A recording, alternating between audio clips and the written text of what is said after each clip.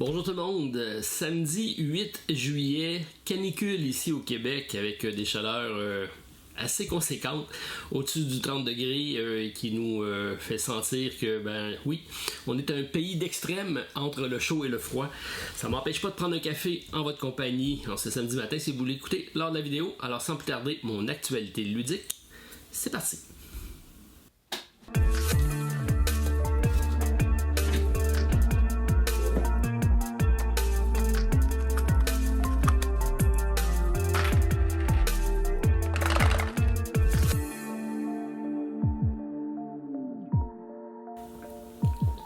Bonjour tout le monde, très content de vous retrouver en ce samedi matin si vous l'écoutez lors de l'apparition de la vidéo pour partager comme à l'habitude mon café, mon petit déjeuner en votre compagnie et surtout beaucoup de jeux puisque oui, de retour du chalet et il y avait beaucoup de boîtes qui m'attendaient, donc c'est semaine de réception de jeux, ça me permettra de parler d'énormément de jeux de réception, d'expériences ludiques.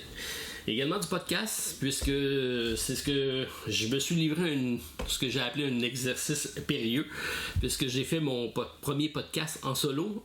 Martin Lafrenière débutait ses vacances, bien méritées, et donc j'ai gardé le flambeau pour être présent ce vendredi matin pour partager donc mes expériences ludiques et un petit quiz de jeux de société que je vous ai mis en ligne. Donc si vous êtes amateur de quiz, allez écouter le podcast de cette semaine. Et j'ai agrémenté ça avec de la musique. Donc la musique dans le jeu de société, c'est quelque chose qui est présent, qu'on utilise très peu, mais qu'il y a quand même de belles choses qui se font. Et donc j'ai mis en parallèle les deux parce que dans le cinéma, dans les séries télé, même dans les jeux vidéo, la musique est très présente et souvent ça ajoute énormément à l'ambiance du film en question. Et est-ce que c'est la même chose dans le jeu de société? Ça pourrait être un long débat. Certaines fois c'est plus dérangeant que d'autres choses. Certaines fois c'est bon pour l'immersion. Je pense entre autres au narratif ou des jeux plus d'exploration qui nous permettent donc d'être dans l'action. Alors, le débat est lancé, mais si ça vous intéresse, allez écouter le podcast pour participer au quiz. Je serais curieux de voir quel est votre degré de connaissance. En parlant de quiz, j'en ai un cette semaine. Donc, pour les amateurs de TTMC, c'est de retour. Je vais commencer directement avec ça, juste pour vous le montrer. On a reçu donc dans les réceptions de la semaine notre fameux TTMC de voyage, avec de petits formats plus petites, mais qui sont compatibles avec le jeu de base. Et là, c'est la deuxième boîte. La première étant le voyage 1, c'est voyage 2. La boîte rouge qu'on appelle.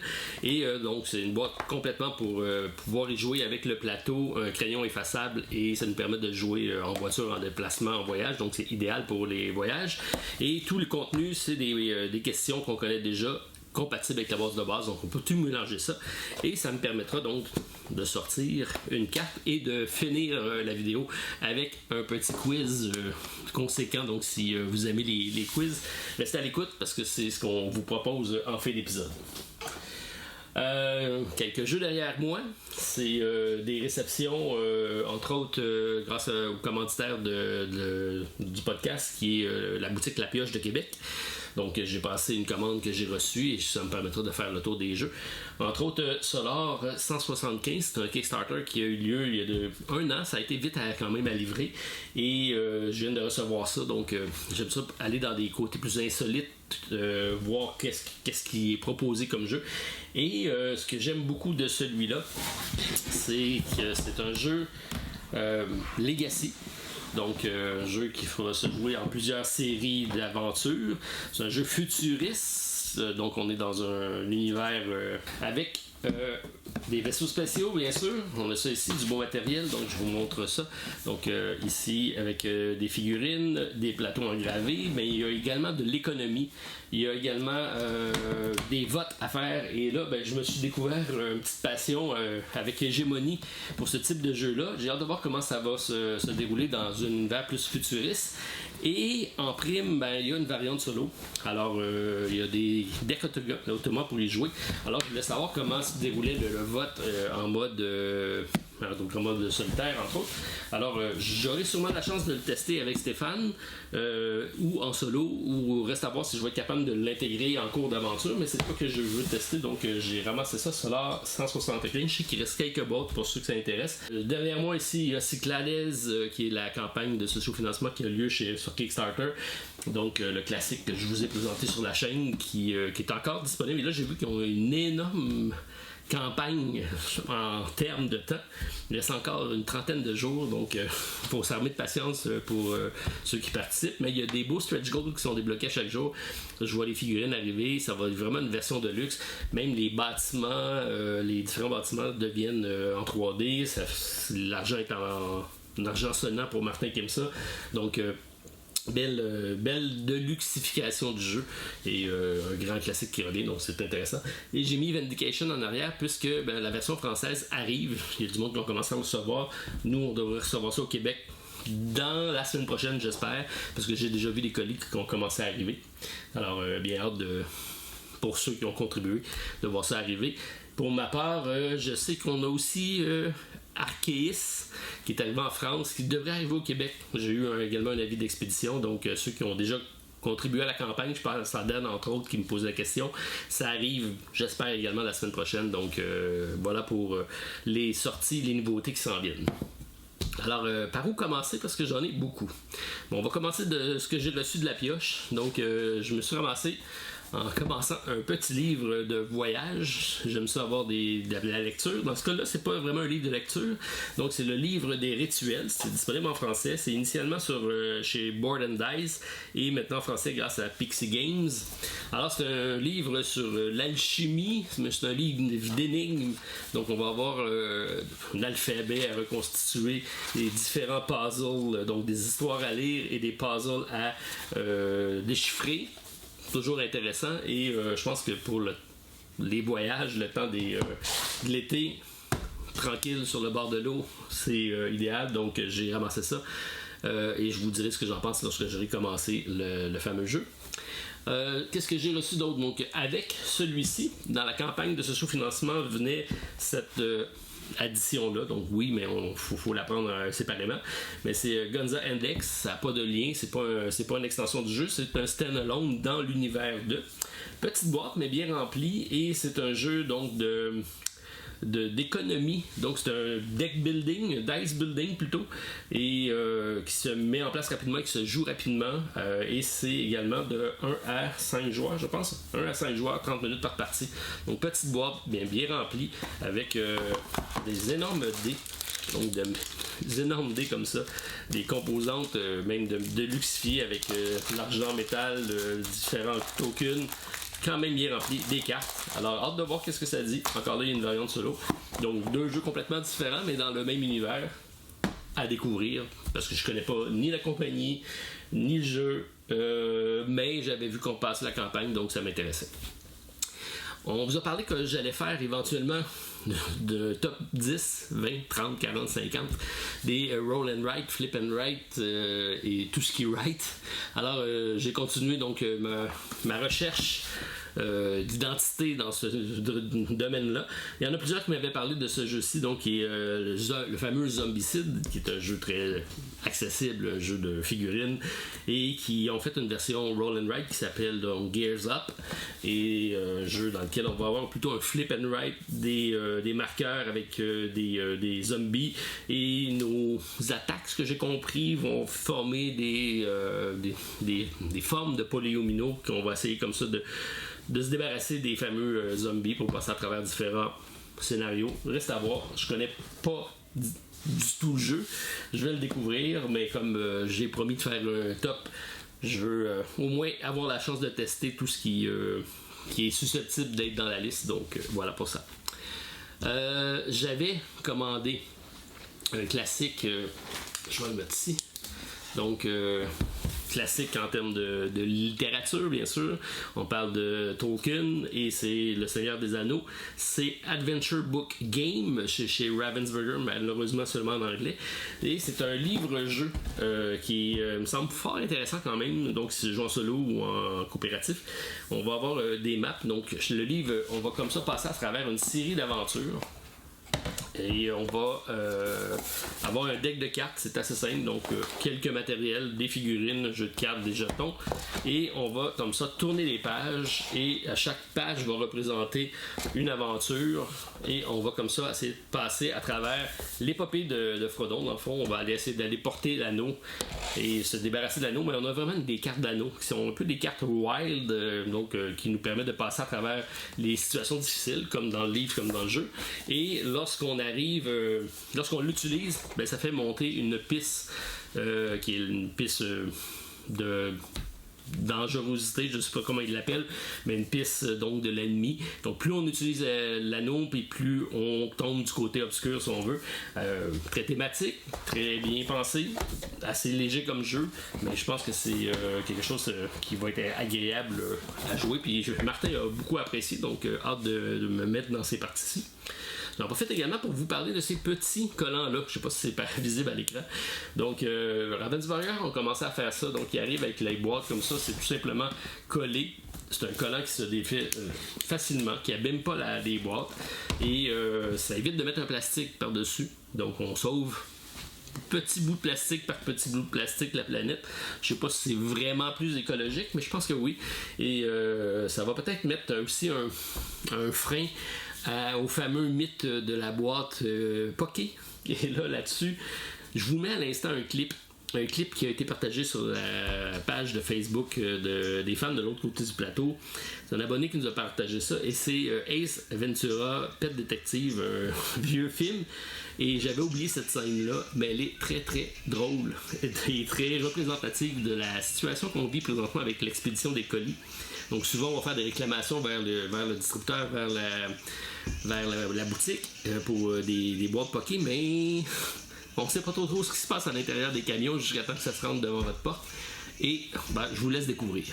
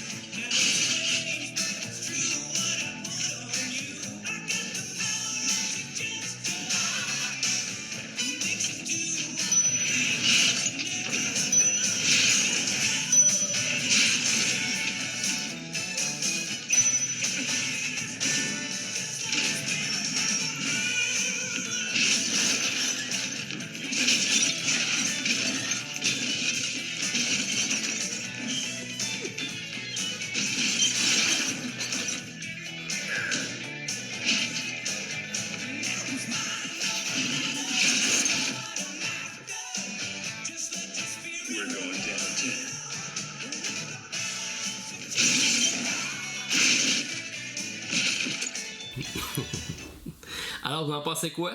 Je vous laisse commenter la vidéo pour me dire qu'est-ce que vous pensez de ce fameux clip de notre comédien canadien, parce que oui, c'est un Canadien, et en tout cas, ça me fait rire beaucoup de revoir cette scène-là, surtout dans le contexte actuel, avec nos livraisons de colis qui sont en retard et livrées tout croche. Donc voilà pour la livraison de colis.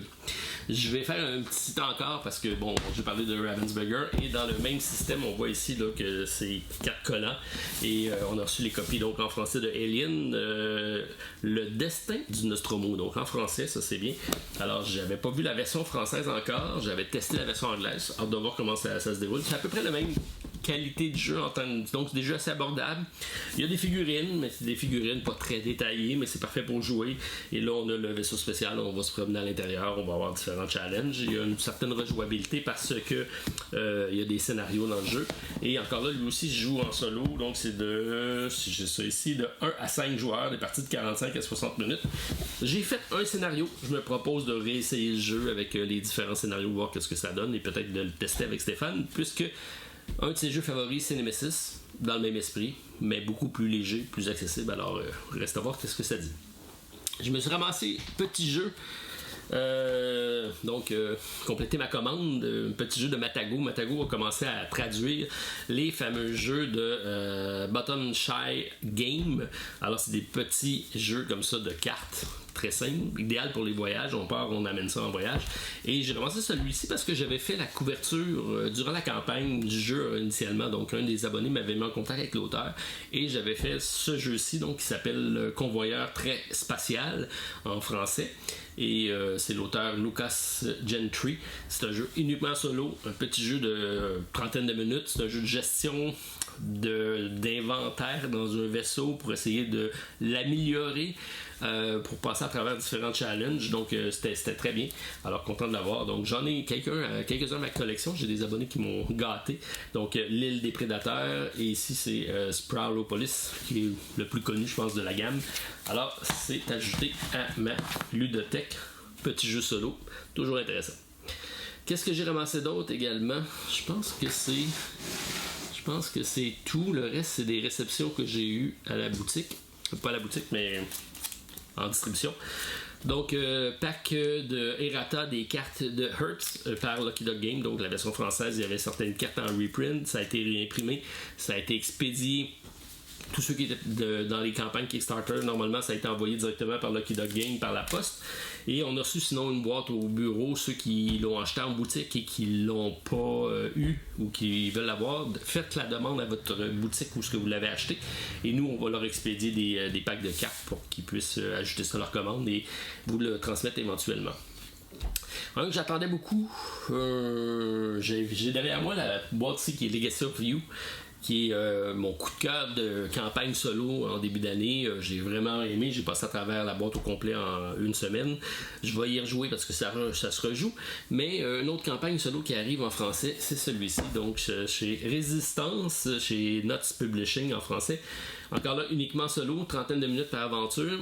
Il y a 8 scénarios de base, il y a 8 scénarios dans le jeu. Donc c'est la lutte contre Franco, qui est un événement historique qui est arrivé, et c'est 8 scénarios de base qui sont proposés, et 3 historiques en plus, donc 3 scénarios qui sont basés sur les faits historiques qui s'est passé.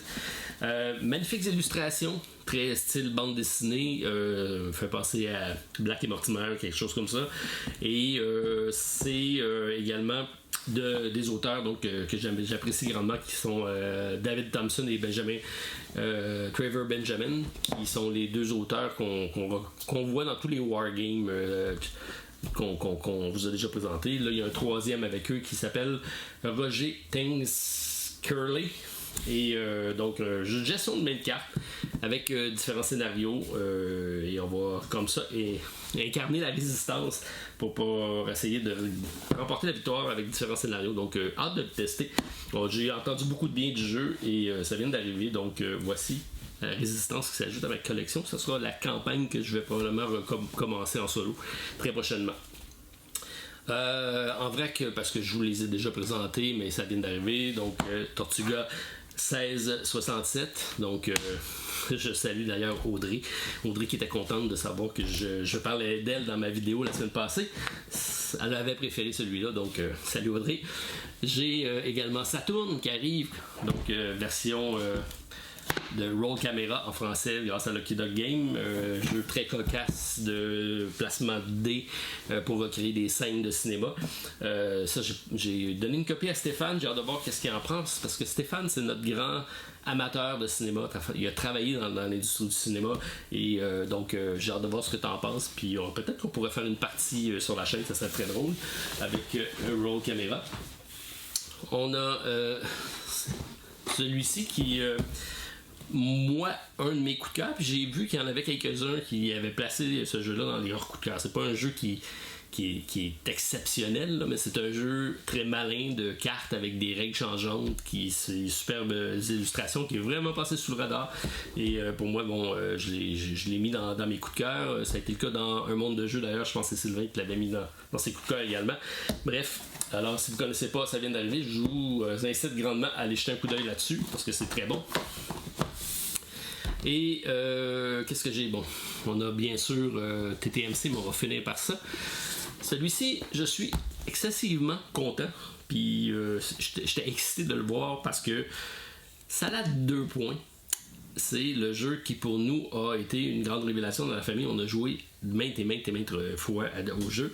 Ça a été un des jeux que j'ai joué le plus probablement. Et là, c'est des mêmes auteurs, donc c'est Flat Out Game. On parle du même trio qui sont Molly Johnson, Robert Melvin et Sean Stankovic. Et donc un jeu similaire, mais avec de construction de ville plutôt que de jardin, avec une gestion de main de cartes, un jeu de repêchage de cartes encore là pour faire des points avec des objectifs, des cartes à double utilisation. Très malin. Et encore plus content de savoir qu'il y a maintenant une variante solo, donc c'est de 1 à 4 joueurs, 15 à 30 minutes, 10 ans et plus. C'est certain que j'essaie ça ce week-end, parce que moi, ça me dit quelque chose. J'aime bien ce genre de petits jeux-là, et c'est des petits défis qui sont intéressants à faire. J'ai reçu de la compagnie Synapse. Ici, Pyramido. Donc, j'ai eu la chance d'avoir la démonstration du jeu lorsqu'on était à la Quiche de Drummondville qui présente les jeux qui s'en viennent. Donc, j'ai la compagnie qui était là, donc qui m'ont présenté le jeu. Et pour moi, ça me faisait beaucoup penser à mon coup de cœur de l'année passée, là, qui a gagné d'ailleurs quelques prix. Et on parle de Acropolis. Donc, c'est un peu un mélange entre Acropolis et peut-être un peu de Cascadia, si on veut. Bref, on a des tuiles comme ça. On va faire du repêchage. On va aller mettre les tuiles superposées. Donc, on va monter notre pyramide. On va essayer de faire des patterns de symboles pour pouvoir faire un maximum de points. On a des marqueurs également qu'on va ajouter.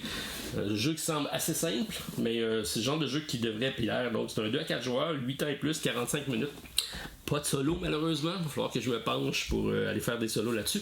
Et en prime, on a eu donc les reviewers qui ont reçu le jeu. 4 plateaux, donc 4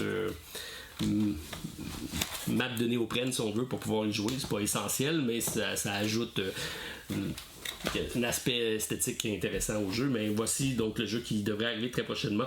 Donc Pyramido. Alors je vais faire quelques parties en famille. Je vais vous donner mon ressenti là-dessus. Je devrais en parler prochainement dans notre podcast de l'autre côté du plateau. Puis qui sait, peut-être que je viendrai avec une vidéo éventuellement de Pyramido. J'ai failli faire une gaffe. J'ai reçu également celui-ci. Donc Ding Dong. C'est un petit jeu qui s'en vient sur Kickstarter. Je pense que c'est le Kickstarter. C'est un 2 à 5 joueurs, 14 ans et plus, 5 minutes par joueur, très rapide. Donc pour la thématique Halloween qui arrive, c'est un jeu dans lequel on va tout simplement passer de maison en maison pour collecter des bonbons, mais on va essayer donc d'éviter les vrais monstres et de ramasser les bonnes choses. Bref, ça me semblait sympathique. L'auteur m'a demandé si ça me tentait de l'avoir, donc j'ai dit ben oui, pourquoi pas. On regardera ça pour l'Halloween, ça peut être intéressant. Et finalement, j'ai ressorti celui-là. Je me suis aperçu que je ne l'avais pas joué encore. Ça fait 2 fois que je passe à côté. Puis je dis, il faudrait bien que je l'essaye. Je sais que Steve l'avait grandement apprécié. Evergreen, qui est un peu le successeur de Photosynthesis, si on veut. Et Gigamic en a fait la localisation en français. Et en plus, c'est de 1 à 4 joueurs. Donc, une version solo. C'est initialement donc chez Rebel Game. C'est un peu abstrait, mais il semblerait que c'est bon. Donc, pourquoi pas l'essayer. Donc, j'amène ça ce week-end. Je vais essayer ça au chalet parce que oui, je devrais retourner au chalet éventuellement pour compléter ma fin de semaine sur le bord du lac. Pourquoi pas. TTMC, êtes-vous prêts à finir ça avec une petit quiz? Alors, si vous ne vous rappelez pas des règles, je les résume. C'est très simple. C'est mon adaptation du jeu parce qu'on le fait live lors de la vidéo.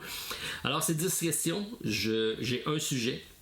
C'est des questions de 1 à 10. Je vais les faire dans l'ordre. La première question vaut 1 point. C'est la plus facile. La dernière question vaut 10 points. C'est la plus difficile. Donc, je l'ai lu une fois dans l'ordre. Vous prenez le temps d'aller chercher un papier, un crayon. Vous pouvez y aller, si vous voulez, mettez sur pause et allez-y. Et après ça, je vais vous donner dans l'ordre les questions. Je vais les relire une deuxième fois en vous donnant les réponses. Donc, ça vous laissera le temps de réfléchir à vos réponses. Et là, ça va être très drôle cette semaine parce que j'ai choisi une carte spécifiquement pour nos amis français qui aiment ça rire de nous. Il semblerait qu'on a un accent. Je ne comprends pas de ce que vous voulez dire. Donc, c'est argot québécois. Alors, ça risque d'être très cocasse pour vous, même pour nous. Alors, voilà, donc notre parler québécois particulier coloré, c'est les questions qui y sont associées. Vous êtes prêts? Alors, argot québécois, tu te mets combien en argot québécois? Question numéro 1. Si Tyler Swift, ça commence bien, parlait l'argot québécois, utiliserait-elle le mot bin pour parler de mets traditionnels délicieux ou insulter quelqu'un? Alors, si Taylor Swift parlait l'argot québécois, utiliserait-elle le mot bin pour parler de mets traditionnels délicieux ou pour insulter quelqu'un? Il y en a plusieurs qui, même si c'est une question facile pour nous, vous risquez des fois de trouver ça plus difficile, mais ça va être juste drôle. En 2, en argot québécois, un insecte est-il appelé une babiche, une bébite ou une bobette? Donc, en argot québécois, un insecte est-il appelé une babiche, une bébite et une bobette? Sachez que c'est 3 mots d'argot québécois, donc les 3 sont plausibles. Alors, en 3, lequel de ces expressions n'est pas un synonyme de ressentir de la fatigue? Avoir les yeux dans graisse de bine. On vient avec la bine, c'est drôle. Se calmer le pompon ou cogner des clous. Donc, lequel des expressions n'est pas synonyme de ressentir de la fatigue? N'est pas synonyme de ressentir de la fatigue. Avoir les yeux dans graisse de bine, se calmer le pompon ou cogner des clous. Voilà. On passe en 4. Alors, quand une personne tourne autour du pot, peut-on dire qu'elle se fend le cul? C'est vraiment québécois. Alors, se fend le cul, qu'elle pète aux frettes ou qu'elle niaise avec la poque? Alors, quand quelqu'un tourne autour du pot, est-ce qu'on dit en argot québécois, elle se fend le cul, elle pète aux frettes ou elle niaise avec la poque? En 5, alors, quelles sont les 2 définitions d'avoir un six-pack? Je ne sais pas si c'est utilisé en France. Avoir un six-pack, pour nous, ça a 2 significations. On cherche les 2 significations pour 5 points. En 6, quelle politicienne québécoise a inventé l'expression « ça prend pas le pogo le plus dégelé de la boîte ». C'est vraiment québécois. OK, quelle politicienne québécoise a inventé l'expression « ça prend pas le pogo le plus dégelé de la boîte ». Alors en 7, que veut-on dire par « c'est arrangé avec le gars des vues » ? C'est arrangé avec le gars des vues. Qu'est-ce que ça veut dire? Pour 7 points. En 8, quel bar montréalais, donc un pub, un bar, quel bar montréalais détient dans son nom un mot désignant l'arrière-train en argot québécois? Donc, sur quoi je suis assis présentement? Qu'est-ce qui est un bar qui est ça dans sa définition à Montréal? Et c'est en argot québécois, donc on cherche le nom de ce bar-là qui porte le nom de mon arrière-train. Alors, en 9 pour 9 points, quel terme signifie à la fois bavarder et bricoler? Alors, on a un terme québécois qui veut dire à la fois bavarder et bricoler pour 9 points. Et en 10 pour 10 points, quel est le mot en vieux français à l'origine du mot frette?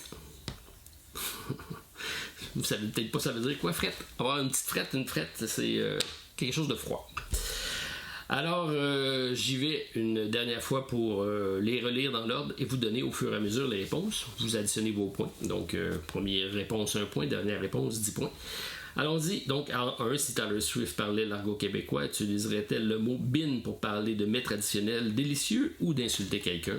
C'est bien sûr d'un mets traditionnel délicieux qui représente des fèves au lard. Des bines, pour nous, c'est des fèves au lard. Alors, voilà pour la première question.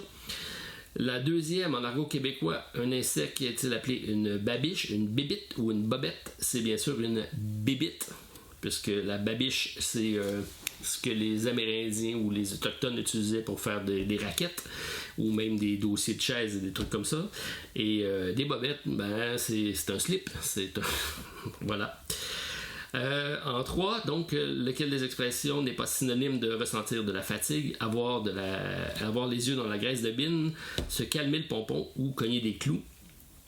C'est les deux autres, ça représente donc l'expression ressentir de la fatigue. Celle qui ne représente pas cette expression-là, c'est se calmer le pompon, qui signifie garder la tête froide. La tête froide. En 4, donc, quand une personne tourne autour du pot, on se dit qu'elle se fend le cul, qu'elle pète aux frettes ou qu'elle niaise avec la poque. Très québécois parce que la poque, c'est ce qu'on utilise pour jouer au hockey et c'est qu'elle niaise avec la poque. Donc elle tourne autour du pot. En 5, quelles sont les deux définitions d'avoir un 6-pack? Alors, un 6-pack pour nous, c'est soit une 6 bouteilles de bière ou une 6 canettes de bière, c'est un 6-pack, ou avoir un abdomen parfait, donc avoir les rainures au niveau de l'abdomen, c'est pas mon cas. Alors, 6-pack, c'est les deux définitions pour nous, pour 5 points. En 6, quelle politicienne québécoise a inventé l'expression « ça prend pas le pogo le plus dégelé de la boîte ». Donc, c'est Manon Massé. Manon Massé, c'est la politicienne qui est à Québec solidaire, qui fait toujours des discours un peu colorés, et c'était le cas.